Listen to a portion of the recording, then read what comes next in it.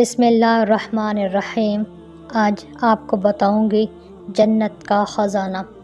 یہ خزانہ وہ ہے جو نبی کریم صلی اللہ علیہ وسلم نے بتایا ہے۔ عام انسان کی بات عام ہے اور خاص شخص کی بات خاص ہوا کرتی ہے، اور خاص شخص جس چیز کو خاص کر کے بیان کرے تو اس کی خاصیت، اس کی اہمیت کا اندازہ آپ خود لگائیے۔ میرے آقا صلی اللہ علیہ وسلم نے اس کو جنت کا خزانہ فرمایا ہے۔ جنت کا خزانہ کیا ہے؟ وہ ہے لا حول ولا قوت الا باللہ۔ حدیث شریف میں آیا ہے کہ لا حول ولا قوت الا باللہ جو شخص پڑھا کرے اس کے لیے یہ 99 دکھ اور بیماریوں کی دوا ہے، جس میں سب سے ہلکی بیماری فکر اور پریشانی ہے۔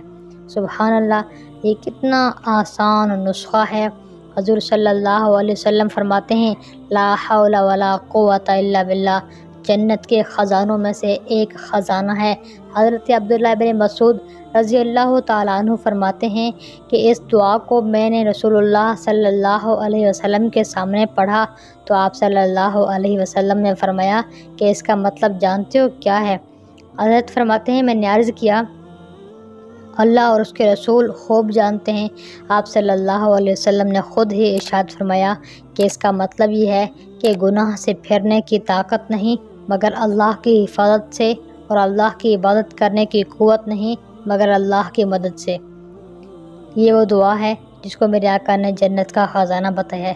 جس طرح آپ دوسرے اذکار کرتے ہیں، دوسرے اذکار بھی کیا کریں، لا الہ الا اللہ، سبحان اللہ، الحمدللہ، اور بھی اذکار کریں، لیکن ساتھ ساتھ اس ذکر کو بھی کیا کریں۔